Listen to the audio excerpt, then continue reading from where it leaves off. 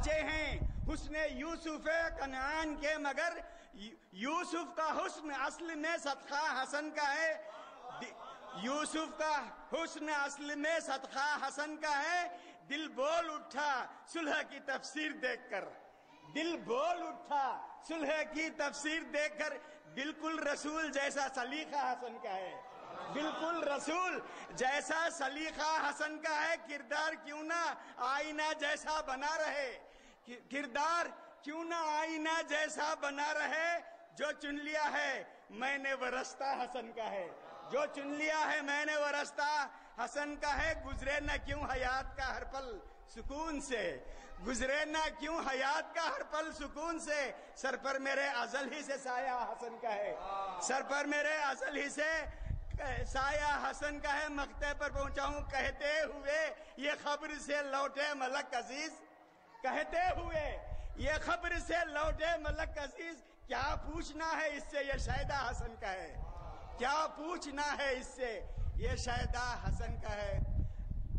اب بسط احترام گزارش کرتا ہوں مولانا حجت الاسلام سید علی بخر صاحب سے کہ جلوہ میں افروز ممبر ہو کر سامعین کے قلوب کو نور بخشیں۔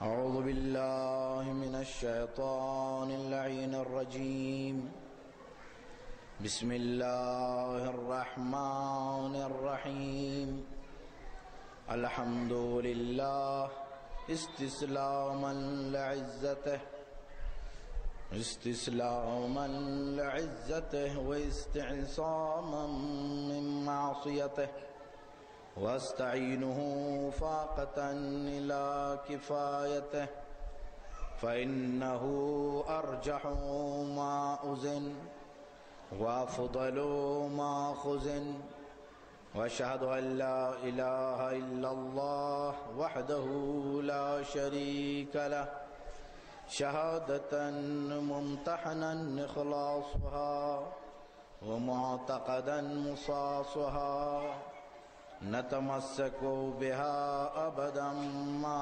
أبقانا، وندخرها لأهاويل ما يلقانا، فإنها عزيمة الإيمان وفاتحة الإحسان ومرضاة الرحمن ومدحرة الشيطان، والصلاة والسلام والتحية والإكرام على سيد المرسلين وخاتم النبيين، العبد المؤيد والرسول المسدد والنبي المهذب، حبيب قلوبنا وطبيب نفوسنا وشفيع ذنوبنا، الذي سمي في السماء بأحمد وفي الأرض بأبي القاسم محمد،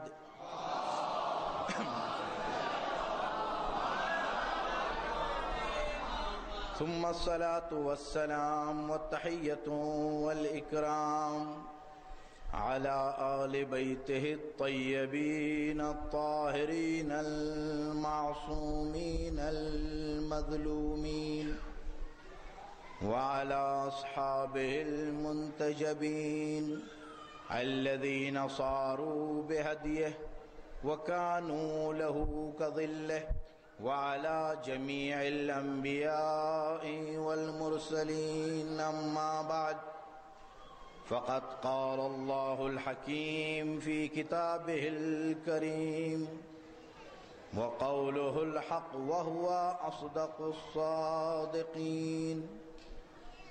وَلَقَدْ كَانَ لَكُمْ فِي رَسُولِ اللَّهِ أُسْوَةٌ حَسَنَةٌ. درود پڑھیں محمد وآل محمد.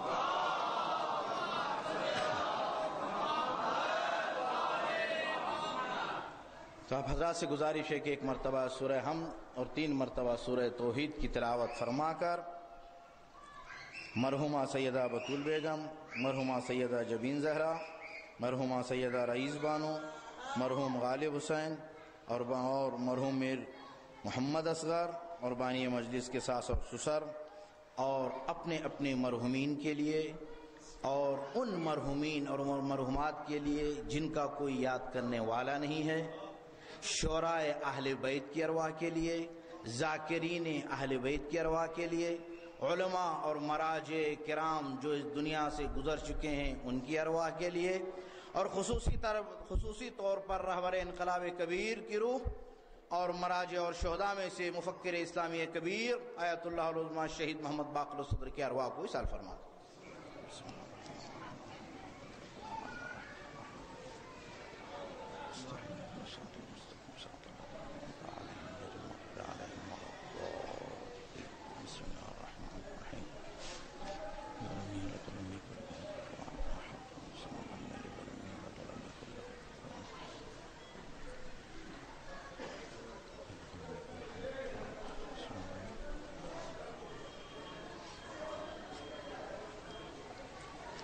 درود پڑھ دیں محمد و آل محمد۔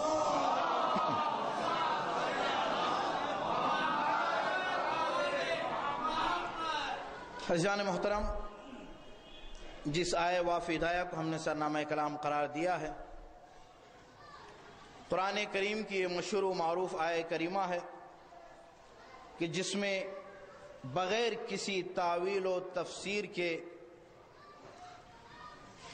خداوند عالم نے صاف لفظوں میں یہ بتا دیا امت اسلامیہ کے لیے، بلکہ اگر میں یہ کہوں تو درست ہوگا ہر بنی نوع آدمی کے لیے یہ حکم ہے کہ وَلَقَدْ كَانَ لَكُمْ فِي رَسُولِ اللَّهِ أُسْوَةٌ حَسَنَةٌ، کہ بتحقیق جناب رسول خدا کی زندگی آپ لوگوں کے لیے نمونہ عمل ہے۔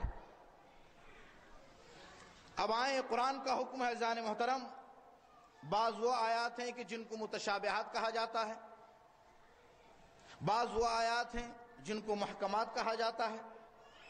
متشابہات وہ آیتیں ہیں کہ جس میں انسان بغیر تفسیر کے، بغیر تعویل کے اس کا مفہوم سمجھ نہیں سکتا، اور محکمات ان آیات کو کہا جاتا ہے کہ جن میں تعویل و تفسیر کی ضرورت نہیں ہوتی۔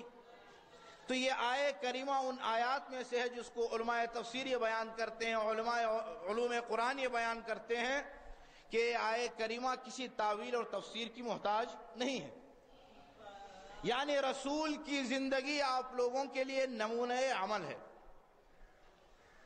بتحقیق، تاکید کے ساتھ، وَلَقَدْ، عربی زبان میں جب قد داخل ہوتا ہے عزیزان محترم تو اس کے دو کام کرتا ہے۔ وہ جب جملے میں جب داخل ہوتا ہے، اگر وہ فعل مضارع پہ داخل ہو تو کبھی کبھی کا معنی دیتا ہے، جب فعل ماضی پہ داخل ہوتا ہے تو تحقیق کا معنی دیتا ہے، کہ جس میں یقین کی کوئی گنجائش نہیں، جس میں شک کی کوئی گنجائش نہیں ہوتی ہے، اس میں یقین ہی یقین ہے۔ وَلَقَدْ كَانَ لَكُمْ فِي رَسُولِ اللَّهِ أُسْوَةٌ حَسَنَةٌ، کہ آپ لوگوں کے لیے جناب رسول خدا کی زندگی اسوہ حسنہ ہے، نمونہ عمل ہے۔ تو اب آئیں دیکھیں کہ رسول کی زندگی ہمارے لیے کس انداز میں نمونہ عمل ہے، اور صحابہ کرام نے کس انداز میں رسول کی زندگی کو نمونہ عمل بنایا، تابعین نے کس طرح سے رسول کی زندگی کو نمونہ عمل بنایا، تابعین نے کس طرح سے رسول کی زندگی کو نمونہ عمل بنایا، محدثین اور مورخین نے کس طرح سے رسول کی زندگی کو نمونہ عمل بنایا ہے۔ تو عزیزان محترم، سب سے پہلا مرحلہ رسول کی زندگی کے نمونہ عمل ہونے کے لیے پہلا مرحلہ تو صحابہ کرام ہے، اہل بیت علیہ السلام اور صحابہ کرام۔ اہل بیت علیہ السلام کا مرتبہ عزیزان محترم حضرت شبلی نعمانی صاحب اپنی کتاب میں، اور اسی کو دہلی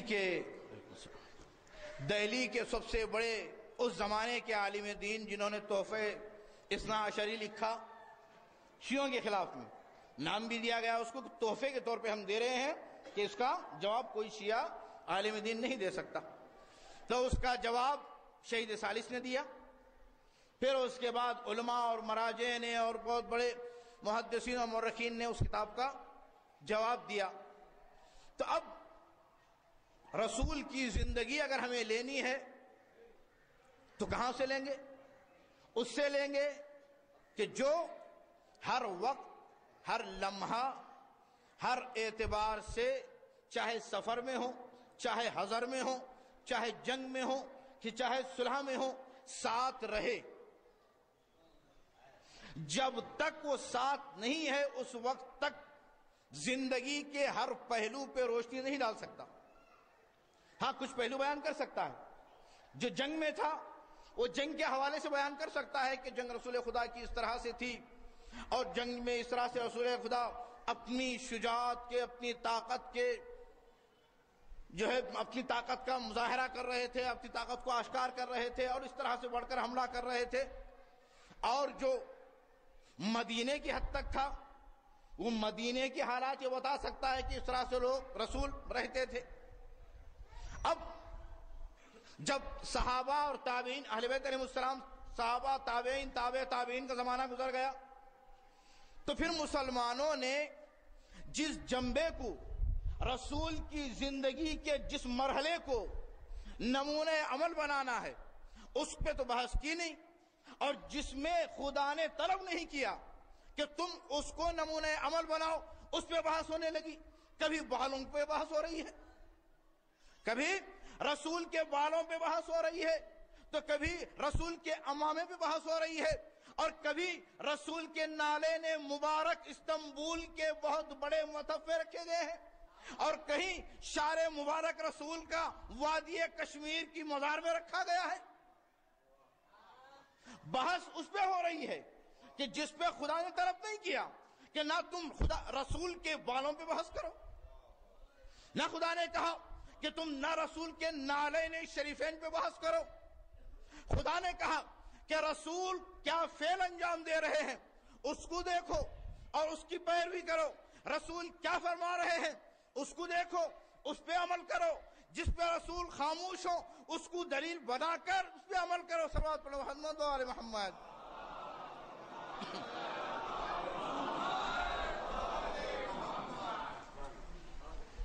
تو عزیزان محترم، بحث وہاں سے، اور بحث اس پہ ہوتی ہے کہ جس کو نمونہ عمل بنا کر عمل کیا جا سکتا ہے۔ اب اگر بالوں کی بحث ہو رہی ہے، سر کے بال رسول کے ایسے تھے تو اب کس رنگ کے تھے، کیسے تھے؟ تعجب ہے اس امت اسلامیہ کی عقلوں پہ۔ تو اتنا تو وقت ان کو مل گیا کہ رسول کے شعرائے مبارک پہ گفتگو کریں، نالین پہ گفتگو کریں، تلوار پہ گفتگو کریں، اور رسول کے ناقے پہ گفتگو کریں، رسول کے اسب پہ یعنی گھوڑے پہ گفتگو کریں، لیکن کبھی یہ توفیق نہیں ہوئی کہ رسول اپنے نواسوں کے ساتھ کس طرح سے برتاؤ کرتے تھے۔ کبھی یہ توفیق نہ ہوئی کہ رسول اپنی زندگی میں اپنے گھر میں کس طرح سے رہتے تھے، رسول کا برتاؤ اپنے پڑوسیوں کے ساتھ کیسا تھا، مسلمانوں کے ساتھ کیسا تھا، غیر مسلمانوں کے ساتھ کیسا تھا۔ درود پڑھ دے محمد و آل محمد۔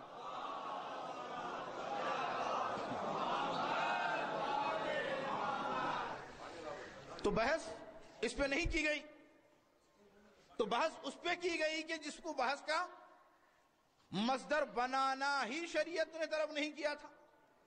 نہ کبھی خدا نے حکم، نہ قرآن میں یا حدیث قدسی میں، نہ خود رسول کی حدیث میں اس چیز کو، اس پہ بحث کی گئی ہے یا پوچھا گیا ہے کہ بھائی میں جس طریقے سے بال رکھ رہا ہوں تم اسی طریقے سے بال رکھو۔ بلکہ رسول نے یہ فرمایا، کیا فرمایا؟ صلو کما رأیتمونی اصلی، تم نماز اس طرح سے پڑھو جیسے مجھے دیکھ رہے ہو نماز پڑھتے ہوئے۔ اور رسول نے فرمایا کہ روزہ رکھو جیسے میں روزہ رکھ رہا ہوں، اور رسول نے فرمایا زکوٰۃ و خمس اور جہاد کے جتنے بھی احکام ہیں اس پہ تم عمل کرو، اس انداز میں عمل کرو۔ لیکن امت مسلمہ عجیب امت ہے، جب بحث کرنے پہ آ جائے تو ان امور پہ بحث کرنی چلی جائے کہ جو ایک میاں بیوی کے گھر کے معاملات ہوتے ہیں۔ جان محترم، اور اگر جب بات حق اور باطل کی آ جائے اور بات حق کے آشکار ہونے کی آ جائے اور بات اسلام کے بقا کی آ جائے تو پھر جب ان سے پوچھا جاتا ہے کہ کیا تم نے غدیر میں سنا نہیں تھا، تو یہ کہتا ہے کہ شاید میں نے سنا تھا۔ تو اس وقت مولا نے کہا کہ ان کنت قد سمعت فتکذب وتتذکر وتکذب فإن اللہ مبتلیک الآن لا تنسى ابدا۔ امام فرماتے ہیں اگر تو اپنے اس کلام میں سچ ہے تو سچا ہے کہ تو بھول گیا ہے تو پھر کوئی مسئلہ نہیں ہے، اگر تو اپنے دعوے میں جھوٹا ہے یعنی تجھے یاد ہے اس کے باوجود جھوٹ کہہ رہا ہے تو اسی وقت خدا تجھے ایسے مرض میں مبتلا کرے گا کہ قیامت تک تو یاد کرے گا۔ ابھی امام کے جملے پورے نہیں ہوئے تھے کہ برس نمودار ہونے لگا پورے چہرے پہ۔ وہ کہتا ہے جب بھی کوئی پوچھتا تھا کہ یہ تمہاری حالت کیسے ہوئی تو کہتا تھا امیر المومنین کی بد دعا تھی۔ یہ بد دعا عام بد دعا نہ تھی بلکہ میں نے حق کو چھپایا تھا۔ تو امام نے کہا، امام نے بد دعا نہیں کی ہے، امام نے کہا اگر تو یاد رکھتے ہوئے بھی جھٹلا رہا ہے اس حدیث کو تو خدا تجھے ایسے مرض میں مبتلا کرے گا کہ قیامت تک تو یعنی مرتے دم تک یاد رکھے گا۔ تو اسی مرض برس میں مرا ہے۔ جان محترم، تو یہ امت مسلمہ جو بحث کرنے پہ آئے تو ان باتوں پہ بھی بولے اور جن باتوں کی ضرورت ہے اور جس پہ گفتگو ہونی ہے اس پہ کوئی بات ہی نہیں۔ آئے رسول کی زندگی، اس لیے کہ قرآن کا حکم ہے کہ ہم اپنی زندگی کو رسول کی زندگی کو نمونہ عمل بنا کر اپنی زندگی ہم گزاریں گے۔ اور دوسری طرف ما آتاکم الرسول فخذوہ وما نہاکم عنہ فانتہوا، جو جس چیز کا حکم رسول دیں اس پہ عمل کرو اور جس چیز سے رسول روک دیں اس پہ رک جاؤ۔ اس لیے کہ رسول اس وقت تک حکم دیتا ہی نہیں جب تک کہ وہ حکم امت مسلمہ کے لیے اور ساتھ ساتھ انسانیت کے لیے جب تک مفید نہ ہو اس وقت تک اس کا حکم دیتا ہی نہیں ہے۔ اور کسی بھی ایسے فعل سے رسول روکتا نہیں ہے جب تک کہ اس فعل میں امت اسلامیہ یا یہ کہوں کہ بنی نوع انسانی کا نقصان ہے تبھی رسول کہتا ہے کہ مت کرو۔ تو قرآن کا واضح سا فیصلہ ہے اور قرآن کہہ رہا ہے کہ ما آتاکم الرسول فخذوہ وما نہاکم عنہ فانتہوا، اور جو جس چیز کا حکم رسول دے اس پہ عمل کرو اور جس چیز سے روک دے رک جاؤ۔ پھر اس میں چون و چرا کی کوئی گنجائش نہیں ہے۔ اذا دعاکم یا ایھا الذین آمنوا استجیبوا للہ وللرسول اذا دعاکم لما یحییکم، کہ صاحبان ایمان تم لبیک کہو جب تمہیں خدا اور اس کا رسول بلائے۔ استجیبوا، لبیک کہو جب خدا اور اس کا رسول تمہیں بلائے۔ کس لیے بلائے؟ لما یحییکم، اس لیے کہ یہ دونوں تمہیں بلاتے ہی نہیں جب تک کہ جس چیز میں تمہاری زندگی نہ ہو۔ تمہاری زندگی کی صلاح کے لیے اور تمہاری آخرت کی صلاح کے لیے یہ دونوں بلاتے ہیں۔ تو جب تمہیں بلائے تو فوراً لبیک کہہ کے چلو۔ آئے صحیح ستہ میں دیکھتے ہیں رسول نے آواز دی، ابی، رسول کے صحابی ہیں ابی، تو تھوڑی دیر سے جناب ابی پہنچے۔ رسول نے پوچھا اما سمعت ندائی یا ابی، ابی کیا تم نے ہماری آواز نہیں سنی؟ تو کہا سنی تو ضرور تھی یا رسول اللہ، لیکن میں نماز میں تھا، میں نماز کس طرح سے چھوڑ کر چلا آتا، میں نماز کس طرح سے چھوڑ کر چلا آتا۔ تو رسول فرماتے ہیں الم تسمع هذه الآیہ، ابی کیا تو نے یہ آیت نہیں سنی ہے؟ یا ایھا الذین آمنوا استجیبوا للہ وللرسول اذا دعاکم لما یحییکم، تو ضرور سنے تھے. کیوں؟ اس لیے کہ ابی اقرأ القرآن تھے. تمام صحابہ میں سب سے زیادہ قرآن پڑھنے والے ابی تھے. ضرور انہوں نے سنی تھی اس آیت کو، لیکن اس آیت کا مفہوم نہ سمجھ پائے کہ رسول فروع دین میں ہے یا اصول دین میں ہے. پھر اس کو اگر بتایا تو رازدار رسالت و نبوت نے بتایا. نبوت کی منزلت کو، مصطفیٰ کی شان کو اگر کسی نے آشکار کیا ہے تو رازدار رسالت و نبوت نے آشکار کیا ہے. مقام صحبہ ہے، رسول کا سر مبارک ہے، زانوئے امامت ہے. زانوئے امامت پہ رسالت کا سر مبارک ہے. رسول آرام کر رہے ہیں، وقت گزرتا جا رہا ہے، سورج غروب کی طرف جا رہا ہے. سورج غروب کی طرف جا رہا ہے، اب وقت نہیں ہے. رسالت کو امامت سے رسالت کے سر مبارک کو، یا کہوں کائنات کی اہم نبض روح کو، روح کائنات کو اگر ایک لمحے کے لیے بھی زانوئے امامت سے نیچے رکھ دیا جائے تو پھر نہ نظام مصطفیٰ سمجھ میں آتا، نہ ہی نبوت کی شان سمجھ میں آتی، نہ رسالت کا پتہ چلتا کہ رسول کہتے کس کو ہیں. تو پھر اس رازدار نے بتایا، کہا کہ رسول آرام کرتے رہیں. امام نے اسی حالت میں جس حالت میں ان سے نماز طلب کی گئی تھی، خدا نے کیا کہا ہے؟ اگر کھڑے ہو کے پڑھ سکتے ہو تو کھڑے ہو کے پڑھو، اگر نہیں کھڑے ہو سکتے بیٹھ جاؤ، بیٹھ نہیں سکتے لیٹ جاؤ، لیٹ کے نہیں پڑھ سکتے آنکھوں کے اشارے سے پڑھو. اگر انسان غرق ہو رہا ہے، عزیز محترم ادھر ایک بہت بڑے نقطے سے ذاکرین گزر جاتے ہیں کہ امام کی نماز قضا ہو گئی. نعوذ باللہ، وہ امام ہی کیا جس کی نماز قضا ہو؟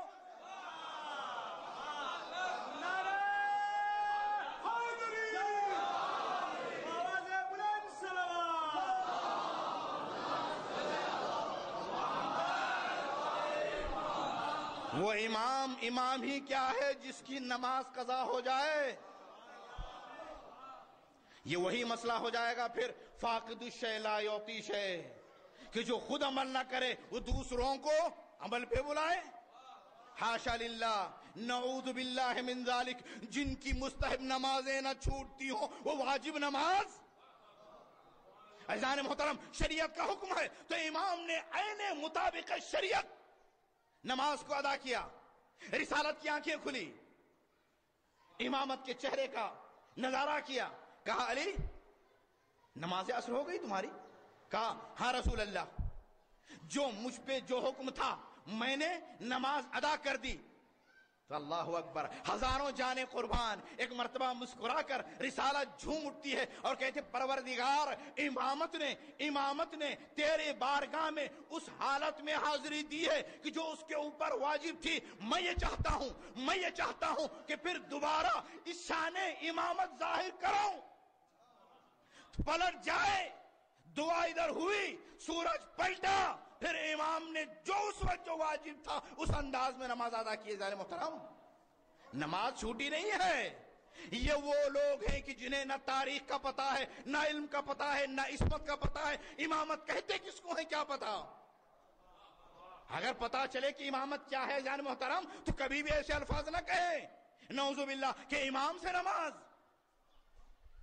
تو امام نے نماز ادا کی تو رسالت نے کہا کہ میں چاہتا ہوں علی، جس انداز میں تم نے اس دن نماز ادا کی تھی، تیر پیر سے نکالا گیا، احساس نہ ہو، میں چاہتا ہوں اس انداز میں ہو جائے.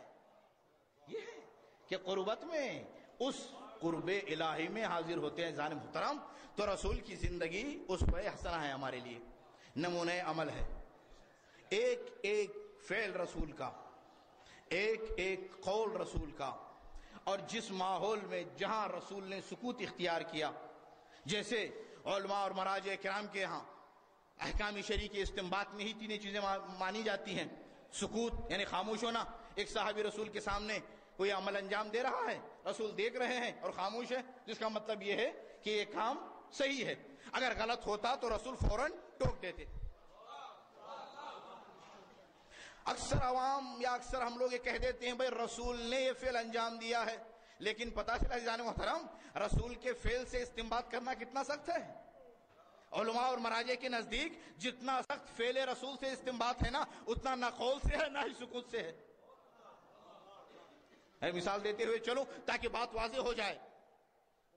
فرض کریں، فرض المحال لیس بمحال، بہت سارا ہوا ہے بھائی، چچا رسول کے چچا کے خلاف اس کی مذمت میں سورہ جب نازل ہوا ہے، اس لیے کہ اسلام قرابت داری نہیں دیکھتا ہے۔ اسلام میں قرابت داری ہے، کب ہے؟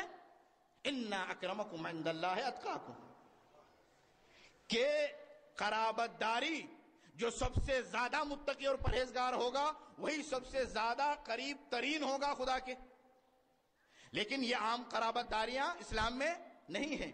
اسی کو ایک عربی شاعر بہت اچھے انداز میں کہتا ہے، لا قرابت بین فارس و محمدی فقد قال سلمان منا اہل البیت وقال لعمہ اخرج من ہنا فتبا لکا۔ علی شاعر کہتا ہے کہ دیکھو اسلام میں یہ رشتہ داریاں نہیں چلتی ہیں، تو اسی لیے نہ محمد عربی اور فارس سے، ایران سے آیا ہوا سلمان کے درمیان کوئی رشتہ داری تھی۔ رسول کہتے ہیں سلمان ہم اہل بیت میں سے ہیں، اور اپنے چچا کو تبن کہہ کے گھر سے نکال دیا۔ کیوں؟ اس لیے کہ اسلام نے جو معیار رکھا ہے ذات محترم، وہ عمل کو رکھا۔ اسی لیے قمبر بھی آ کر اس دربار میں رشک سکندر بن جاتے ہیں یہاں، اور مادی اعتبار سے جب پہنچیں گے نا جان محترم، تو جہاں پہ ایک صحابی کے پیٹ پر ایک اگر اینٹ ہے تو رسول کے پیٹ پہ 2 اینٹیں مدی ہوئی ہیں۔ جب پہلی مسجد کی بنیاد رکھی گئی ہے مدینے میں، اصحاب کہتے ہیں، جناب حمزہ کہتے ہیں کہ یا رسول اللہ آپ بیٹھ جائیے ہم کام کرتے ہیں، تو کہتے ہیں کہ کیا خدا نے مجھے ہاتھ اور پیر نہیں دیے ہیں؟ کیا میں کام نہیں کر سکتا؟ کیا میں خدا کے گھر کو تعمیر نہیں کر سکتا؟ یہ ہے کہ جو فقر کے بوریے پہ بھی بیٹھ کر قیصر و کسریٰ سے داد لیتا ہے۔ یہاں عمرہ کے دسترخوان نہیں چلتے ہیں، یہاں پہ سوکھی جو کی روٹیاں چلتی ہیں، اور جہاں اشارہ کر دے پورے پہاڑ سونے اور جوہرات کے بن جاتے ہیں۔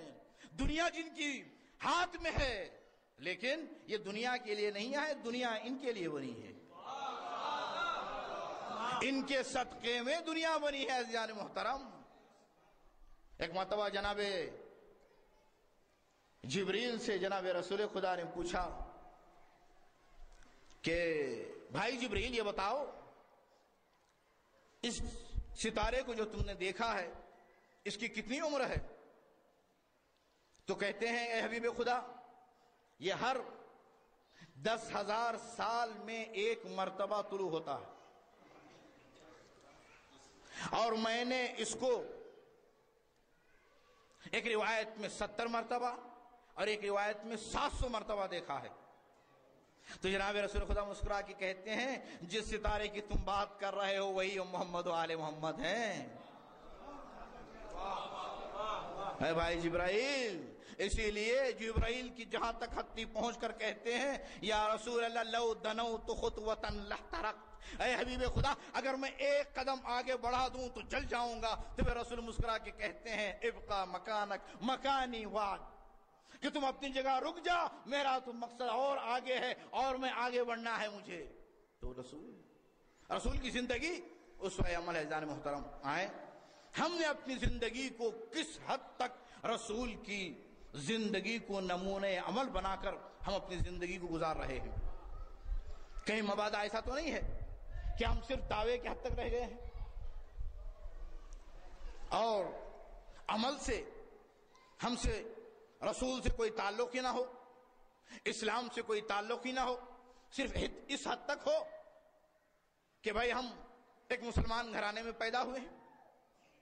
یہ بھی بہت بڑا مسئلہ ہے جان محترم۔ یہ واقعاً ہر آدمی کو، ہم میں سے ہمیں ہر ایک مومن کو، شیعیان حیدر کرار کو، مسلمان کو، وہ جتنا بھی شکر ادا کرے نا خدا کی بارگاہ میں، ایک نعمت کا ادا نہیں کر سکتا۔ ایک نعمت، ہزاروں نعمتیں اس نے ہم پہ نازل کی ہیں، صرف ایک نعمت کا، وہ کون سی نعمت ہے جان محترم؟ جس گھرانے میں، جس دین میں، جس مذہب میں اس نے پیدا کیا ہے نا عزیزان محترم، یہ بہت بڑی نعمت ہے۔ کہنا ہمیں آسان ہے، ہم کہہ دیتے ہیں ہاں فلاں آدمی شیعہ ہو جا ورنہ جہنم، مسلمان ہو جا ورنہ جہنم۔ کہنا تو بہت آسان ہے، ہم خود سوچ کے دیکھیں ہم کس حد تک اپنے آپ کو تحقیق کر کے دلیل ہاتھ میں لے کر اس مذہب میں آ سکتے تھے۔ بتائیں ہم میں سے ہر ایک آدمی، میں کہتا ہوں اپنے لیے اگر میں کسی دوسرے مذہب میں ہوتا تو میں کبھی تحقیق نہ کرتا۔ میں اپنے بارے میں کہہ سکتا ہوں، میں دوسروں کے بارے میں تو نہیں کہہ سکتا۔ میں نے حوض علمیہ شام میں 22 سال گزارے، 5 سال المہدی اسلامک سینٹر علی پور میں گزارے۔ اتنا اس میں پڑھنے کے بعد بھی میں یہ کہہ رہا ہوں اگر خدا نخواستہ کسی دوسرے دین میں، کسی دوسرے مذہب میں ہوتا تو میں کبھی تحقیق کر کے یہ مذہب اختیار نہ کرتا۔ کیوں؟ کہ مجھ میں وہ حوصلہ نہیں ہے تحقیق کا اور حق تک پہنچنے کا۔ دعویٰ کرنا آسان ہے جناب محترم، اس لیے میں کہہ رہا ہوں کہ ایک نعمت کا ہم شکریہ ادا نہیں کر سکتے۔ ایک لمحے کے لیے ہم غور کریں کہ خدا نے ہمیں کہاں پیدا کیا ہے، کیسے گھرانے میں پیدا کیا ہے۔ جب ماں نے دودھ پلایا تو یا علی کہہ کے لوری دیتے ہوئے، باپ انگلی پکڑ کر چلا گرے تو کہا یا علی کہہ کے اٹھایا، ورنہ کہتے تو وہ سبھی ہیں، ہم میں کا ہر ایک آدمی کہتا ہے مسلمان ہو جاؤ، شیعہ ہو جاؤ۔ اگر زیدی مل گئے تو کہا اثنا عشری ہو جاؤ، اسماعیلی مل گئے بھائی ہو جاؤ کہنا آسان ہے، ہونے تک کا بتاؤ۔ اگر تم سے عزیز محترم یہ ہمارا فرض بھی ہے، اس لیے کہ فقہی مسائل ہیں نا فروع دین میں، اب پھر کوئی سوال نہیں ہوتا، کہتے ہیں بھائی فلاں مجتہد صاحب آپ آئیے آپ سے سوال کر لیتے ہیں، ختم گئے سیدھے۔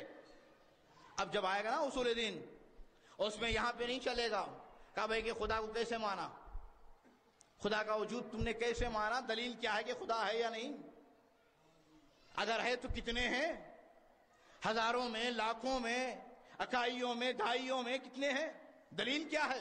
اب یہاں یہ نہیں چلے گی کہ ابا صاحب کہتے تھے، دینیات میں ماسٹر صاحب نے مجھ سے کہا تو میں نے وہی پڑھا، تنظیم کی کتاب میں دیکھا اللہ ایک ہے تو میں نے کہا بھی اللہ ایک ہے، یہ نہیں چلے گا۔ پھر نبوت کیسی مانی، عدالت کیا ہے، امامت کیا ہے، قیامت کیا ہے۔ عزیزان محترم اصول دین میں تحقیق اور دلیل کی ضرورت ہے۔ ہر آدمی کے پاس دلیل ہو جب پوچھا جائے، تو اسی لیے یہ جو مجالس منعقد ہوتے ہیں جناب محترم، یہ مجالس ہمارے لیے درسگاہ ہیں۔ ان مجالس میں آ کے بیٹھ کے جانا نہیں ہے جناب محترم، ایک ایک لمحہ ہمارا قیمتی ہے۔ جس طرح سے سامعین سے جتنا بھی دیر ایک خطیب پڑھ رہا ہے مجلس، آدھا گھنٹہ، پون گھنٹہ، 1 گھنٹہ، 2 گھنٹے، اس کے بارے میں جیسے سننے والے کے بارے میں پوچھا جائے گا تم نے 1 گھنٹہ کیا کیا، کیسے گزارا۔ جتنے بھی سامعین ہیں، اگر 100 ہیں، 200 ہیں، 500 ہیں، 1000 ہیں، تو 1000 گھنٹے خطیب کے گردن پہ ہیں کہ تو نے 1000 گھنٹے جو برباد کیے، جو تو نے تعلیم نہیں دی اور حق کے منبر جو ادا نہیں کیا، جو تجھ سے پوچھا جائے گا۔ عزیزان محترم یہ وقت ایسا نہیں ہے کہ گزرتا جا رہا ہے۔ یہ کیوں اس کو کہا جاتا ہے درسگاہ؟ عزیزان محترم مجالس درسگاہ کیوں ہے؟ واقع کربلا درسگاہ، یہ درسگاہ ہے تبھی یہ باقی ہے قیامت تک۔ اگر یہ درسگاہ نہ ہوتی نا تو یہ کبھی کا ختم ہو گیا ہوتا۔ یہ درسگاہ حسینی صرف کسی ایک مذہب کے لیے نہیں ہے، کسی ایک دین کے لیے ہو، یہ صرف مسلمانوں کے لیے، شیعوں کے لیے جو امام مانتے امام حسین انہی کے لیے امام حسین ہے۔ یہ خود رسول خدا کتنے کرسچن اور ہندو اور سکھ جتنے بھی مذاہب کے ہیں جنہوں نے بھی صحیح معنوں میں رسول کی زندگی کا مطالعہ کیا ہے نا، وہ یہی کہتے ہیں کہ واقعاً جس زمانے میں رسول آئے ہیں اس وقت جو عرب کی حالت تھی، جو کنڈیشن تھی، جس طرح سے وہ زندگی گزار رہے تھے، واقعاً بدترین حالت تھی عربوں کی۔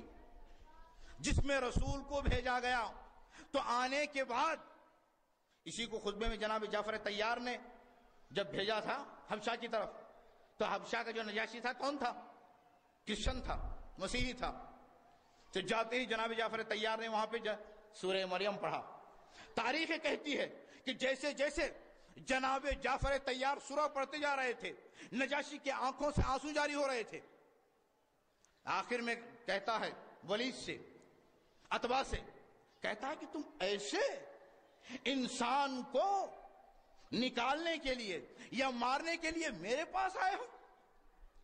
ایسا کلام تو میں نے نہ انجیل میں دیکھا اور نہ سنا، جبکہ انجیل ہماری مقدس کتاب ہے، اس میں بھی اتنی پاکیزگی اور طہارت جناب مریم کی جو قرآن آج بیان کر رہا ہے، اور عیسیٰ کی جو منزلت قرآن نے بیان کی وہ انجیل میں بھی موجود نہیں ہے۔ تم مجھ سے طلب کر رہے ہو؟ نکل جاؤ۔ آج کے بعد اگر حبشہ کے کسی بھی ایک جگہ نظر آ گئے تو تمہاری خیر نہیں ہے۔ تو یہ وہ قرآن تھا، یہ وہ اخلاق رسول تھا۔ عزیزان محترم، رسول نے جب بھی بھیجا نا، جنگ کے لیے نہیں کی، ابتدا کبھی رسول نے جنگ کی ہی نہیں، جبکہ رسول کو پورا اختیار ہے۔ صلی اللہ علیہ محمد وآل محمد۔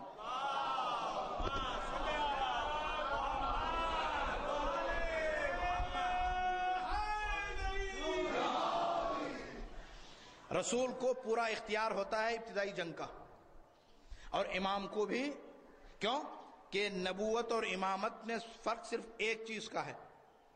رسول نے جس کو واضح کر دیا، یا علی الا ترضى ان تكون مني بمنزلة هارون من موسى الا انه لا نبي بعدي، کہ علی کیا تم اس پر راضی نہیں ہو کہ تمہاری نسبت مجھ سے ایسے ہی ہے کہ جیسے جناب ہارون کی موسیٰ سے تھی، مگر فرق یہ ہے کہ موسیٰ کے بعد نبی آئے لیکن میرے بعد کوئی نبی آنے والا نہیں ہے۔ اسی کو رسول نے ایک مرتبہ پوچھا جب وحی نازل ہو رہی تھی، علی بیٹھے ہوئے ہیں، جو کیفیت رسول کی ہوتی تھی، یعنی ایک عالم غشی میں آ جاتے تھے رسول۔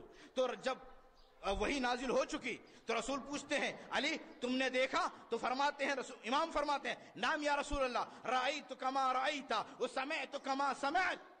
کہا اے حبیب خدا، میں نے وہ دیکھا جو آپ نے دیکھا، میں نے وہ سنا جو آپ نے سنا۔ یعنی وہی جب نازل ہو رہی تھی تو علی بھی سن رہے تھے جیسے رسول سن رہے تھے، علی بھی دیکھ رہے تھے جیسے رسول دیکھ رہے تھے، لیکن فرق یہ ہے کہ علی کے اوپر وہی نازل نہیں ہو سکتی۔ کیوں کہ وہ امام ہے، وہی کا اختصاص نبوت سے ہے، رسالت سے ہے، اور الہام کا اختصاص امامت سے ہے۔ اس کو واضح کر کے امام نے بتا دیا۔ تو جان محترم، رسول کی زندگی نمونہ عمل ہے۔ تو کبھی بھی رسول نے اپنی زندگی میں کسی سے ابتدائی جنگ کبھی نہیں کی، ابتدائی جنگ کبھی نہیں، جبکہ پورا اختیار تھا رسول کو۔ رسول صاحب شریعت، صاحب دین، بجائے خط بھیجنے کے، بجائے جناب جعفر طیار اور پورے صحابیوں کو حبشہ بھیجنے کے ان کے ساتھ تمام اسلحہ بھیج دیتے؟ نہیں، رسول نے پیغام بھیجا کہ جاؤ یہ پیغام ہے، یہ پیغام سنا دو کہ خدا کی طرف سے ایک نبی آیا ہوا ہے مکے میں، اور وہ نبی یہ کہتا ہے قولوا لا الہ الا اللہ تفلحوا، کہ تم کہو خدا کے علاوہ کوئی معبود نہیں ہے، کامیاب ہو جاؤ گے۔ اور اس کا منشور کیا ہے؟ اور پورا منشور بیان کیا، منشور قرآن ہے، اور قرآن کے علاوہ کچھ نہیں ہے۔ اسی لیے ولید یہ کہتا، ابو سفیان کہتا تھا کہ تم قریب بھی نہ جانا محمد کے۔ کیوں؟ وہ بہت بڑے جادوگر ہیں۔ کہ کیا ہے؟ اگر تم نے ایک بات بھی ان کی سن لی تو بس معاملہ ختم ہو جائے گا، جو بھی ان کی بات سنتا ہے انہی کے پاس چلا جاتا ہے۔ اور ولید اپنے زمانے کا ایک جنگجو تو تھا ہی، اس کے ساتھ ساتھ ادیب بھی تھا، ادب عربی سے بہت اس کا لگاؤ تھا۔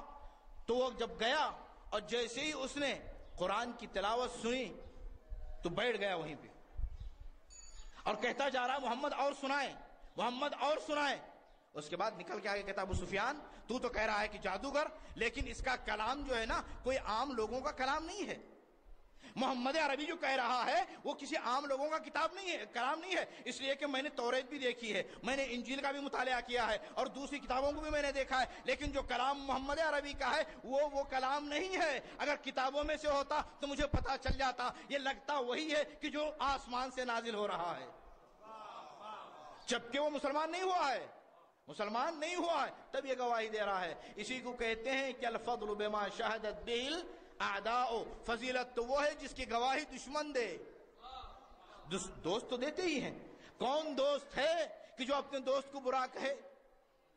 اگر دوست کسی دوست کو قتل بھی کرے جرم میں تب بھی کہتے ہیں کہ نہیں یہ خطا تھی. دوستی ہوتی ہے. لیکن فضیلت تو وہ ہے ناظرین محترم کہ دشمن گواہی دے اس کی فضیلت کی. جس طرح سے رسول کے لیے دشمنوں نے گواہی دی، مولا کے لیے دشمنوں نے گواہی دی، اہل بیت علیہ السلام کے لیے دشمنوں نے گواہی دی کہ یہ کون شخصیات ہیں. تو ان کا ایک ایک عمل عزیزان محترم ہمارے لیے نمونہ عمل ہے. تو ہم کس حد تک اپنی زندگی میں ہم لے کے چلے ہیں اس درس گاہ رسول خدا کو. اس لیے کہ یہ وہ مناسبت ہے کہ جس میں دنیا انسانیت کا وہ عظیم شاہکار کہ جس نے آدمی کو انسان بنایا اور انسان کو مسلمان بنایا اور مسلمان کو سلمان بنایا اور سلمان کو فخر سلیمان بنایا. اور یہ وہ نبی کہ جس نے چرواہوں کو صاحب تاج بنا دیا اور بے زر کو ابو ذر مدنی بنا دیا. یہ وہ نبی کہ جو خود فقر کے بوریے پہ بیٹھا ہوا ہے، فقر کے بوریے پہ بیٹھا ہوا ہے. لیکن جب کوئی آ کے یہ کہتا ہے کہ اعدل یا محمد، وہ بھی کب؟ مکے میں نہیں، مدینے میں اسلامی حکومت کا قیام ہو چکا ہے. عزیزان محترم ایک عام آدمی جس کے پاس چھوٹی موٹی پوسٹ ہوتی ہے نا، اس سے بھی اگر کوئی نام دے کے ڈائریکٹ کہہ دے تو انسان برداشت نہیں کرتا. نبی کریم ہے، آخری نبی ہے، اسلامی حکومت کا قیام ہو چکا ہے، مدینے میں ہے. اس وقت آ کے ایک بدو عرب یہ کہتا ہے اعدل یا محمد، اے محمد تم عدل سے کام لو. تو اب یہاں پہ رسول کی پیشانی پہ شکن نہیں پڑتا. ہم مسکرا کے کہتے ہیں ان لم اعدل من یعدل اذن، اگر میں نہ عدل سے کام لوں تو پھر اس پوری کائنات میں کون عدل سے کام لے گا؟ ہاں میں تو یہ سکھاتا ہوں عدل کس کو کہتے ہیں. تو عدل بتایا رسول نے کہ عدل ہے کیا، عدل کس کو کہتے ہیں.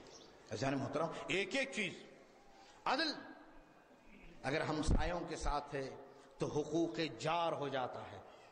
اس کا واقعہ تو مشہور ہے، ہم اور آپ سبھی سنتے رہتے ہیں کہ جو ایک یہودیہ رہتی تھی جو تکلیف دیتی تھی رسول خدا کو ہمیشہ مکے کے حالات میں. اس کے بعد کا منظر جب وہ بیمار ہوئی تو کس طریقے سے رسول پہنچے ہیں. اخلاق رسول انک لعلی خلق عظیم، اے میرے حبیب آپ اخلاق کے بہت ہی بلند مرتبے پہ فائز ہیں. آج دیکھیں جن جن ملکوں میں بھی اسلام اخلاق سے پہنچا ہے نا، ان ملکوں میں اسلام پھلا پھولا ہے. اور جن ملکوں میں اسلام تلوار سے پہنچا، جب تک تلوار رہی اسلام رہا، جہاں تلوار ہٹی اسلام ہٹا. جنوب شرق آسیہ، ہندوستان بھی اسی میں ہے، ہندوستان میں اسلام اخلاق سے پہنچا ہے، جنگ سے نہیں پہنچا. انڈونیشیا، ملیشیا، یہ پورے علاقے اسلام اخلاق سے پہنچا ہے، جنگ سے نہیں پہنچا. پھل رہا ہے، پھول رہا ہے. اور جہاں پہ پہنچا اندلس، اسپانیہ، بڑا زور تھا مسلمانوں کا وہاں پہ. اور اسلام پہنچا کس سے تھا؟ تلوار کے ذریعے سے. اور جو گئے تھے تلوار لے کر گئے تھے. اب انہیں اسلام کے مفاہیم سے کوئی مطلب نہ تھا، اسلام کے معنی سے کوئی مطلب نہ تھا کہ اسلام کہتے کس کو ہیں، اسلام کن تعلیمات کا نام ہے. وہ یہ دیکھ رہے تھے کہ جتنا رقبہ بڑھتا جائے گا اتنا ہی ہمارا فائدہ ہوگا. کیوں؟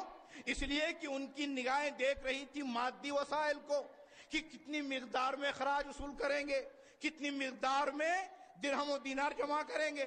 اب انہیں یہ نہیں پتا تھا کہ اسلام آیا ہے روح کو بدلنے کے لیے، اسلام صرف جسم کو بدلنے کے لیے نہیں آیا ہے. تو ہوا وہی، جہاں اسلامی حکومت اسپانیہ میں کمزور ہوئی کیا ہوا؟ وہاں کے کرسچنوں نے اعلان کر دیا کہ ہم دوبارہ اپنے اصلی دین کی طرف آ رہے ہیں. پہلا چرچ کھلا، اعلان ہوا چرچ میں کہ جتنے بھی مسلمان ہیں جو بھی قتل کیے جا سکتے ہیں ان کو قتل کرو، ان کی عورتوں کو کنیزیں بناؤ، اور جن کو قتل نہیں کر سکتے ان کو پکڑو، ان کا سر، داڑھی، یہاں تک کہ بھویں تک ان کی مڑواؤ۔ دیکھیں ضلالت، جب انسان صرف اسلام کے نام پہ ذاتی مقصد کے لیے جب اسلام استعمال کرتا ہے نا، تو خداوند عالم بھی ایسی ذلت میں مبتلا کرتا ہے کہ پھر وہ نکل نہیں سکتا۔ نکالی گئی، پھر کیا ہوا؟ گدھوں اور خچروں پہ الٹا بٹھاؤ، یعنی ان کی پیٹھ گدھے کے سر کی طرف، اور ان کو نکالو۔ نکالے گئے کہاں گئے؟ مغرب، مراکو بھیجے گئے، اتنی ذلت اور رسوائی کے ساتھ بھیجے گئے۔ اور اگر تاریخ دیکھیں نا اس کی، تو یہ عام طور پہ گرمیوں کے مہینوں کا جو منایا جاتا ہے، ایک ہفتہ یا ایک دن، کہ اس میں سب کے سبھی پاگل ہو گئے، سمجھو مذاق منایا جاتا ہے، وہ انگریزوں کا دیا ہوا۔ یہ مذاق نہیں ہے، یہ وہ دن تھا جس دن مسلمانوں کو اسپانیہ سے نکالا گیا تھا ذلیل و خوار کر کے، اس لیے کہ انہوں نے اسلام کو اپنی ذاتی مقصد کے لیے استعمال کیا تھا۔ اگر اسلام کو اسلام ہوتا تو پھر اس طرح سے ذلیل نہ ہوتے، اس لیے کہ اسلام عزت دینے کے لیے آیا ہے، اسلام ذلیل و رسوا کرنے کے لیے کبھی آیا نہیں ہے۔ اس لیے ہمیشہ قرآن پکار پکار کے کہتا ہے ان العزت للہ ولرسولہ وللمؤمنین۔ اگر عزت کسی کے لیے ہے تو وہ صرف خدا، رسول خدا اور مومنین کے لیے ہے۔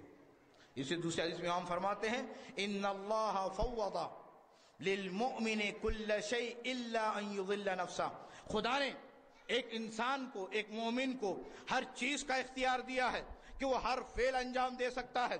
اگر کسی چیز کا اختیار نہیں دیا تو وہ یہ ہے کہ وہ اپنے آپ کو ذلیل نہ کرے۔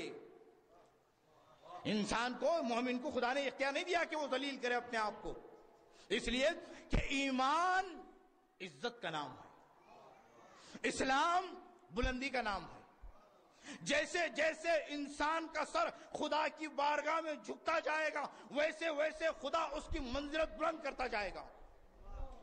جتنا انسان خدا کی نظروں میں ذلیل ہوگا، اتنا خدا اس کو اتنا ہی بڑا عزیز بنائے گا۔ جان محترم، تو کبھی اس کو ذلیل ہونا نہیں ہے۔ تو رسول نے ہمیں یہ تعلیم دی، اور رسول کی زندگی ہمارے لیے نمونہ عمل ہے، اسوہ حسنہ ہے کہ ہم رسول کی زندگی کو لے کے چلے۔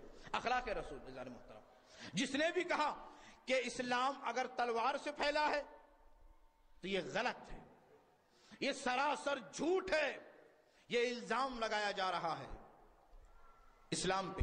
میں یہ نہیں کہتا مسلمانوں پہ، اسلام پہ، اس لیے کہ اسلام اور ہے، مسلمان اور ہے۔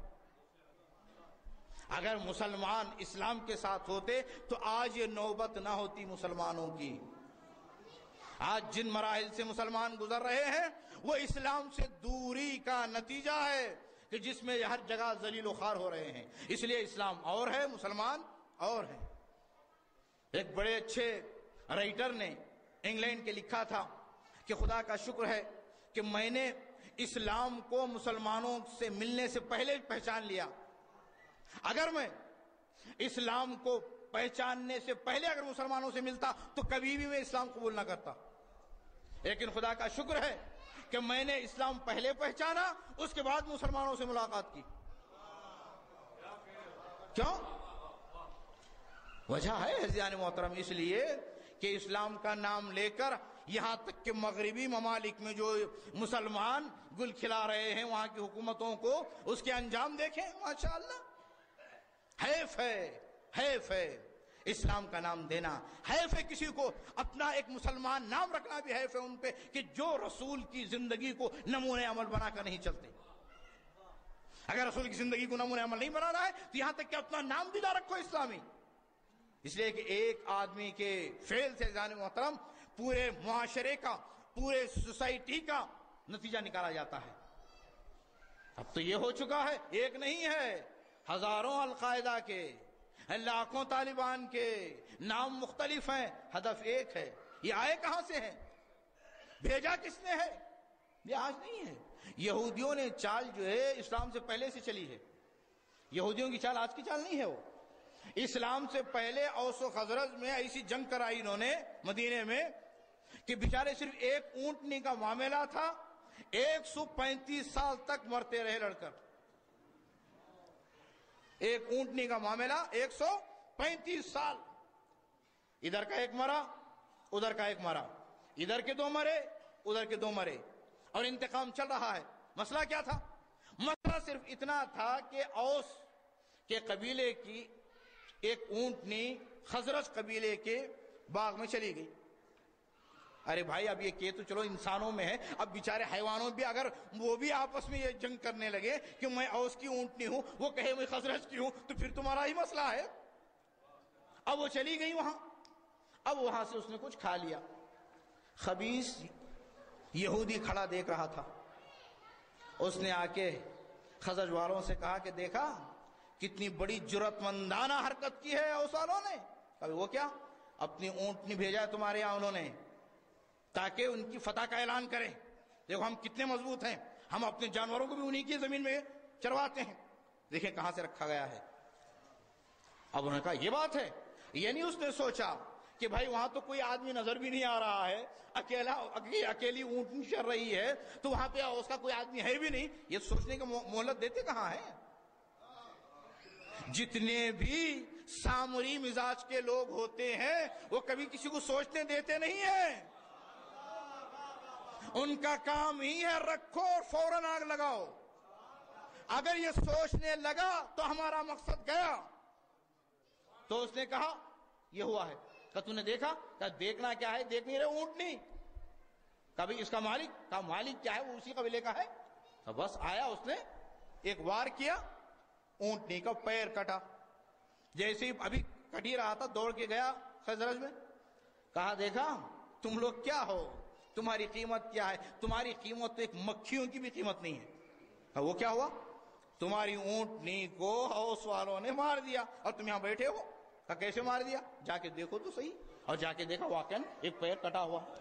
اب یہ نہیں سوچا کیا ہوا کیا نہیں، اب وہاں سے چلے، جس نے مارا تھا اس کو وہیں پہ تہہ تیغ کر دیا اور اپنی فتح کا اعلان کر دیا۔ اب یہ چلی تو 135 سال تک سینکڑوں مر گئے دونوں قبیلوں سے۔ آخری نتیجہ کیا ہے؟ رسول پہنچے ہیں یثرب میں، اسی لیے یثرب نام تھا اس کا، مدینہ کا عزیزان محترم، وہ مدینہ نام نہیں تھا، یثرب۔ یثرب کہتے ہیں مصیبتوں اور بلاؤں کی جگہ، یہ بھی سن لیجئے گا، یثرب مصیبتوں اور بلاؤں کی جگہ کا نام۔ رسول جب پہنچے مکے سے ہجرت کر کے مدینے تو تب اس کا نام پڑا المدینۃ المنورہ، رسول کے نور سے چمکنے والا شہر۔ تو یہ تھا یثرب۔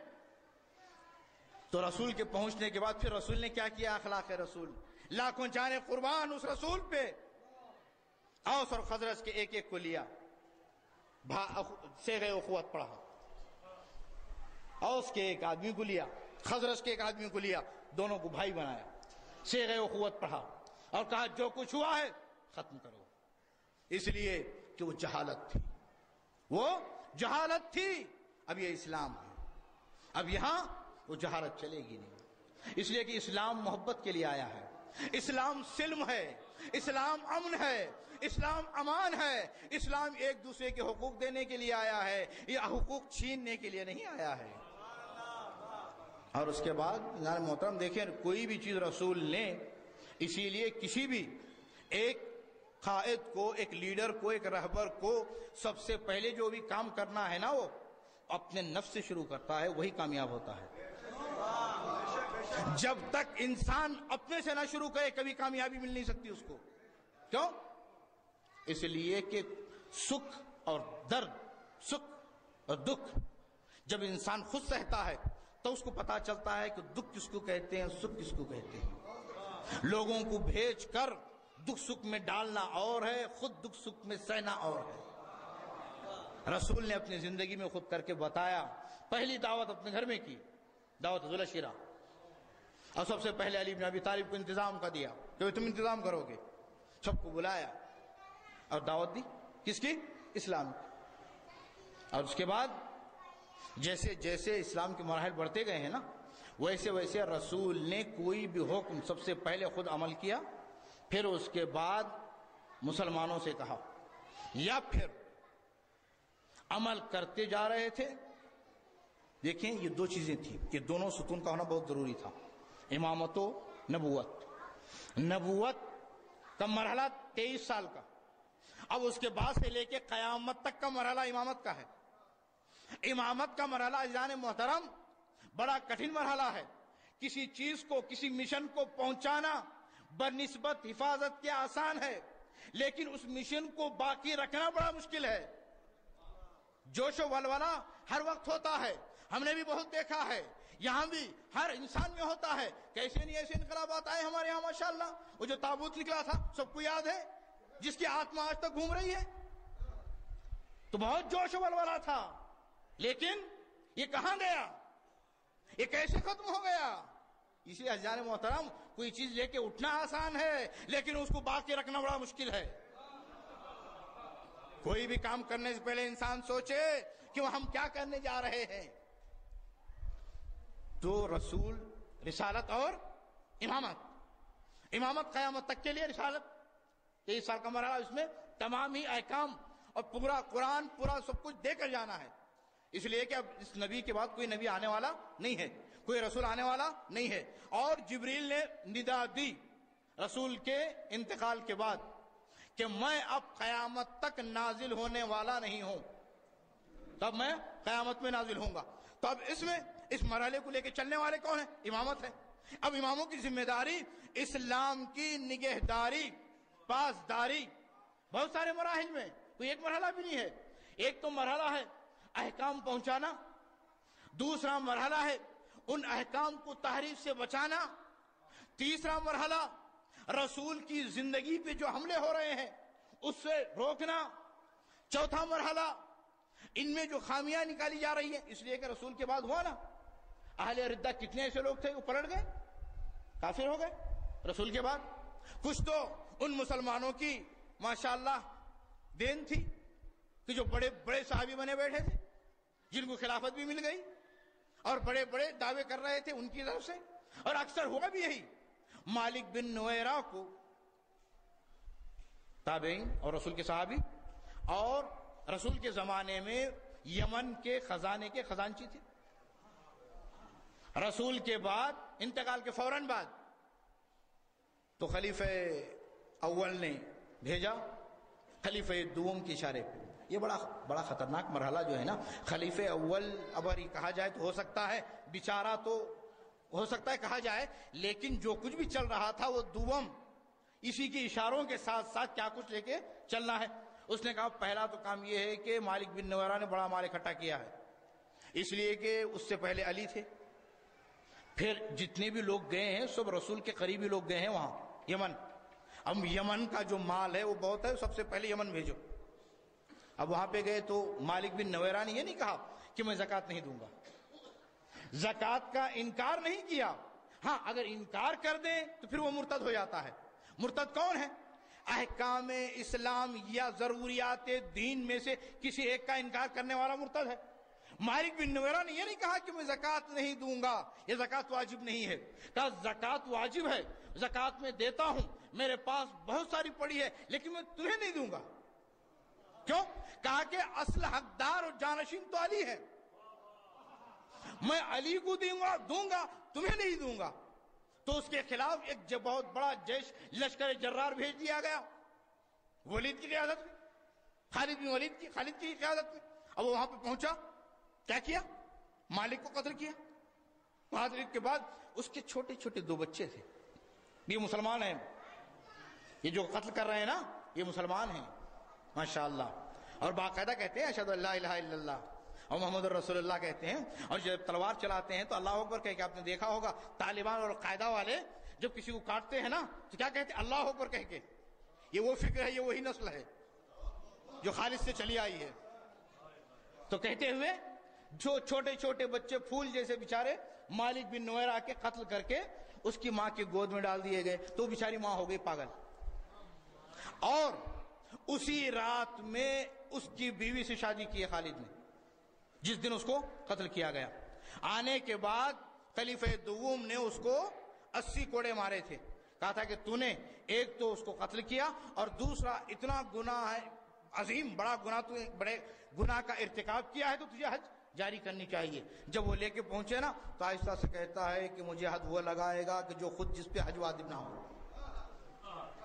تو بس یہ آہستہ سے کہا, فوراً پیچھے ہٹے. تو معاملہ کیا ہے؟ کہا جاری کرو. کہا نہیں. جاری کرو نہیں. تو پھر عبداللہ کو بلایا, عبداللہ بن عمر سے. کہا بھئی کیا ہے؟ کہ جاؤ جاؤ علی کو لے کے آؤ. کیوں کہ شرط اس نے رکھ دی ہے کہ حد وہ جاری کرے گا جس کے اوپر خود حد واجب نہ ہو. حضران محترم, تو پھر اس کے بعد آئے علی مولا متقیان, اور مسکراتے ہوئے حد جاری کی اس کے اوپر. اور یہی جس کے اوپر حد واجب ہوئی, جاری بھی ہو گئی, اس کے بعد کیا ہوا؟ اللہ کی تلوار بن گئے. حد جاری ہونے کے بعد اللہ کی تلوار بن گئے. افسوس ہے مسلمانوں کے عقلوں پہ, ہو بھی جاتا ہے حضرات محترم. اس لیے کہ ایک مرحلہ فکر جہاں سے چھن لی جاتی ہے نا, پھر جو کچھ چاہے کر لے آدمی, پھر کچھ احساس نہیں ہوتا. یہ مرحلہ غور و فکر و تدبر ہے. عزیزان محترم, شام میں معاویہ نے کیا کیا تھا؟ شام میں معاویہ نے کیا کیا تھا؟ دو چیزیں, ایک ترغیب, دوسری ترہیب. ڈرایا, دھمکایا, پیسے دیے, اور اس کے بعد فکر کرنے کی کوئی ضرورت نہیں ہے, میں تمہارا حاکم ہوں. یہ کہہ کے ایسا سلسلہ اس نے چلایا معاویہ نے. بدھ کے دن نماز جمعہ پڑھائی گئی, لیکن کسی صحابی کو احساس تک نہ ہوا کہ بدھ کے دن نماز جمعہ کیسے پڑھی جائے. بدھ کے دن نماز جمعہ پڑھائی جا رہی ہے, معاویہ بن ابی سفیان خطبہ جمعہ دے رہا ہے, اور صحابی موجود تھے. ایسا نہیں ہے کہ صحابی ختم ہو گئے تھے, حفاظ قرآن تھے, تابعین تھے, سب موجود ہیں. اس میں سے کسی کو یہ ہمت نہ ہوئی جا کے کہے کہ اے امیر, آج تو بدھ کا دن ہے, جمعے کی نماز کیسے ہوگی؟ کیوں؟ فکر چھن گئی. ان کو کیا پتا تھا کہ نماز پڑھنا ہے. عمر ابن عاص کہتا ہے معاویہ گھبراؤ نہیں, یہ اس امت کو نماز پڑھنا ہے, ان کو مقصد نماز سے مطلب نہیں ہے, ان کو سجدوں سے مطلب ہے. میں ان کو ایک نہیں, ان کو 100 سجدے کراؤں گا. اس نے 100 سجدے کرا دیے, اور مسلمان خوش ہو کے نماز جمعہ بدھ کو پڑھ کے نکلے ہیں. اس لیے حمص شہر جو ہے جان محترم, بس آپ کی زحمت آخری مرحلے میں پہنچ رہا ہوں. شام کا حمص شہر تقریباً دمشق جو لوگ جا چکے ہیں, خداوند ان کی زیارت کو قبول فرمائے, اور انشاءاللہ دوبارہ اور کئی متعدد بار زیارت سے مشرف فرمائے. اور جو مومنین نہیں گئے ہیں خداوند انہیں بھی زیارت ثانیہ زیارت سلام علیہ سے مشرف فرمائے. تو حمص منطقہ وسطی ہے, درمیانی علاقہ ہے, شام سے 150 کلومیٹر کے فاصلے پہ ہے.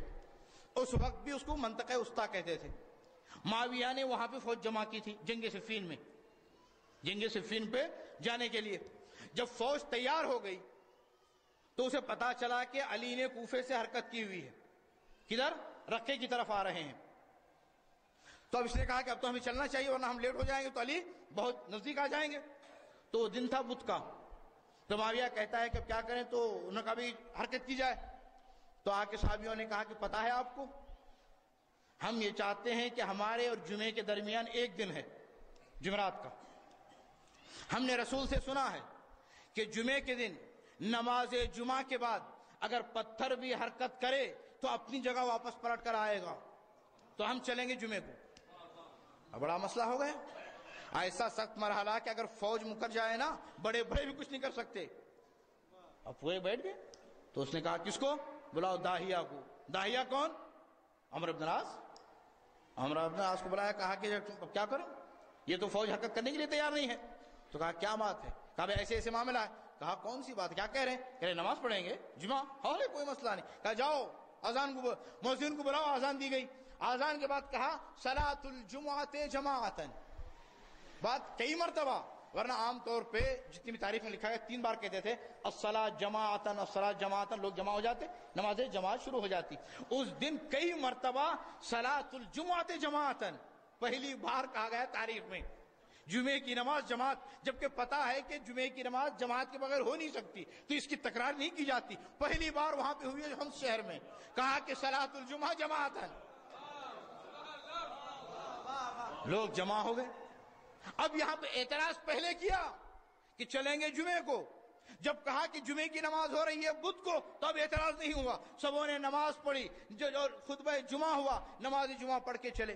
تو آج تک اس شہر میں جو لوگ رہتے ہیں نا, ان کو لوگ کہتے ہیں کہ بدھ کا دن عید کا دن ہے. لوگوں کو کیوں؟ اب اکثر لوگوں کو پتہ نہیں ہے تاریخ کا، ہسٹری کا، اتنے سال ہو چکے 1400 سال، کیا پتہ چلے گا انہیں. لیکن حقیقت تو یہی ہے، اس لیے کہ جمعے کا دن عید کا دن ہے نا مسلمانوں کے لیے. یہ نماز انہوں نے بدھ کے دن پڑھی ہے. تو جتنے بھی ہومس کے رہنے والے ہیں ان لوگوں کو شامی لوگ کہتے ہیں کہ بدھ کا دن ان کے عید کا ہے، جمعے کا ہمارا ہے، بدھ کا ان کا ہے. صلوات محمد و آل محمد.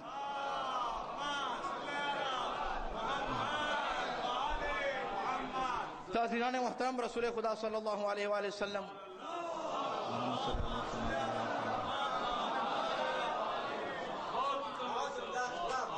کی زندگی کے مراحل گزرتے رہے، جو اخلاق رسول نے پیش کیا عزیزان محترم، اس کی مثال کہیں نہیں ہے.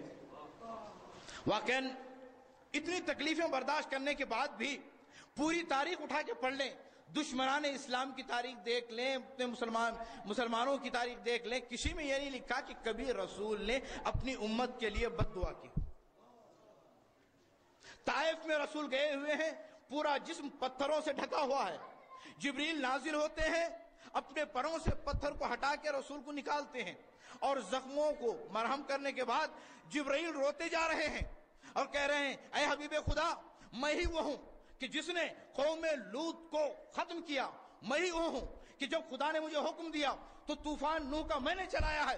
آپ ایک بد دعا چھوٹی سی خدا سے کہیں، میں پھر اس کو دکھا دیتا ہوں ان کو. رسول کہتے ہیں اللہم انہم لا یعلمون، بار الہ تو انہیں معاف کر دے، یہ لوگ جانتے نہیں ہیں. کتنا بڑا اخلاق ہے رسول، یہ لوگ جانتے نہیں، یہ لوگ جانتے نہیں ہیں. تو اتنے اخلاق کے ساتھ عزیزان محترم رسول کی زندگی گزرتی رہی. آخری لمحات ایسے آ گئے کہ جس میں تاریخ یہ کہتی ہے کہ کبھی رسول کو غنودگی سی طاری ہوتی تھی اور کبھی افاقہ ہوتا تھا، کبھی غنودگی سی ہوتی تھی، کبھی افاقہ ہوتا تھا. تو اسی لیے رسول نے سن 10 ہجری میں جو خطبہ حجۃ الوداع پڑھا، اس خطبے میں تمام احکام کا نچوڑ دیتے ہوئے اور اپنے بعد آنے والے جانشین کو صرف قول سے نہیں، عمل سے ہاتھ اٹھا کر، لوگوں کو دکھا کر اور زبان سے کہہ کر بتا دیا کہ یہ میرا جانشین ہوگا. اس کے بعد سن 11 ہجری یعنی غدیر اور رسول کے وفات میں 4 مہینے کا فرق ہے، تقریباً 4 مہینے. دیکھ لیں آپ، جو یہ کیا ہے 18 ذی الحجہ 28 صفر. اور رسول نے فرما دیا تھا اسی وقت اوشک ان التقی بربی، قریب ہے کہ میں اپنے رب سے جا ملوں. لیکن ان حالت میں مسلمانوں نے رسول کے ساتھ جو سلوک کیا ہے عزیزان محترم، اس سے پہلے والی جتنی بھی امتیں رہی نا عزیزان محترم، اس امت نے ایسی جسارت نہیں کی. جب رسول نے آخری انتقال سے پہلے منگل کا دن، جمعرات کا دن ہے، اس جمعرات کے دن کو رسول فرماتے ہیں انتقال سے پہلے 28 صفر کو انتقال ہوا، یوم الاثنین یعنی پیر کا دن تھا، اور اس سے پہلے والا ہفتہ سمجھ لیں جمعرات کے دن رسول نے کہا اوتونی بقلم ودوات او بقرطاس ودوات لکی اکتب لکم کتابا لن تضلوا بعدی ابدا، کہ تم میرے لیے دوات اور قلم لے کر آؤ، میں ایسی کتاب تمہیں لکھ کر دے جاؤں کہ میرے بعد تم گمراہ نہیں ہوگے. تو جیسے یہ سنا، کہنے والے نے یہ کہا نعوذ باللہ ان الرسول لیہجر، نعوذ باللہ رسول ایسی بات کہہ رہے ہیں کہ جو خود سمجھ نہیں رہے ہیں. اور آپس میں اتنا معاملہ بڑھا کہ رسول نے کہا اخرجوا عنی، اب تم یہاں سے نکل جاؤ، کسی کو حق نہیں ہے رسول کے بس میں رہ کر ایک دوسرے سے بلند آواز میں رسول کے سامنے بولے.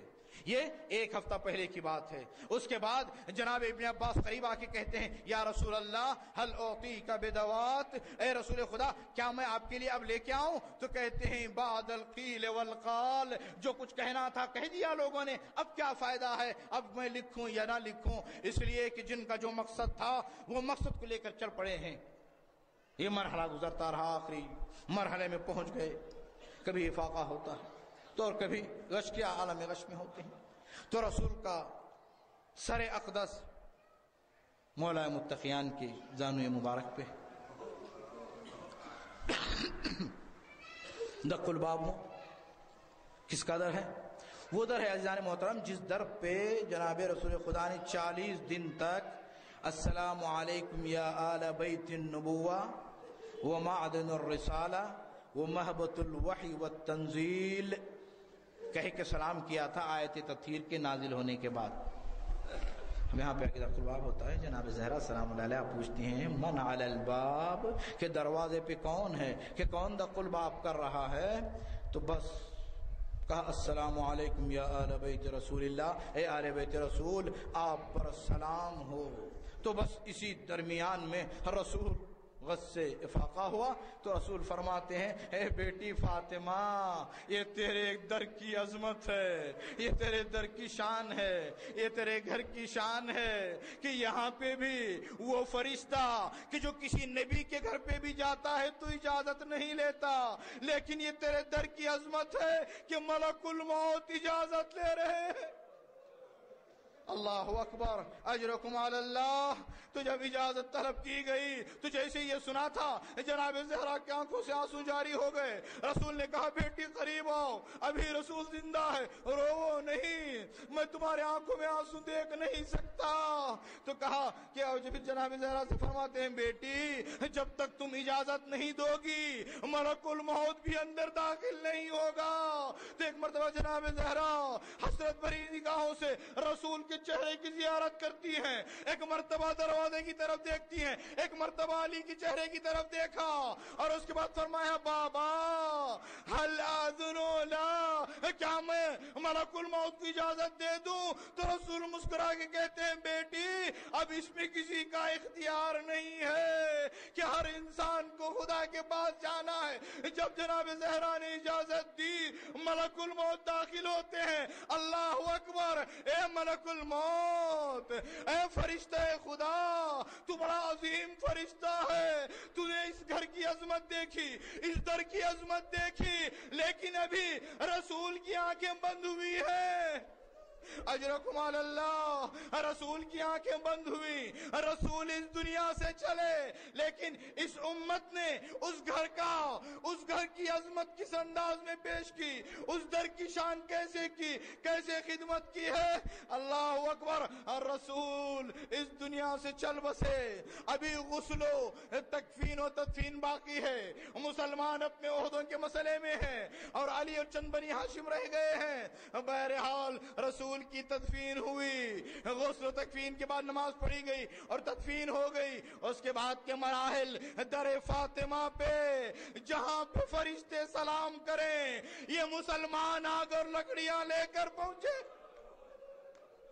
اجرکم علی اللہ، اجرکم علی اللہ. خدا آپ کسی غم اہل بیت کے کسی غم میں نہ رلائے، خدا کسی بیٹی کو وہ منظر نہ دکھائے جو جناب زہرا نے اپنے بابا کے بعد دیکھا ہے اپنے گھر کا. اجرکم علی اللہ. گھر پہ تراغ اور لکڑیاں لے کر آ گئے اور آواز دے رہے ہیں یا ابو الحسن اخرج، اے ابو الحسن علی گھر سے باہر نکلو. آواز آئی اتاخذون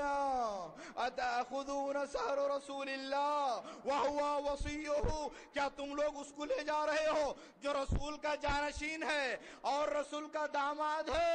تو آواز دینے والے نے کہا کیا تحرق الدار فیہا بنت رسول اللہ، کیا تو اس گھر پہ آگ لگائے گا جس میں رسول کی بیٹی ہے؟ تو کہتا ہے وَإِن، اگرچہ وہ بھی کیوں نہ ہو. اے ظالم، اے ظالم، کیا تجھے یہ بھی خوف نہ ہوا کہ کس کے لیے کہہ رہا ہے؟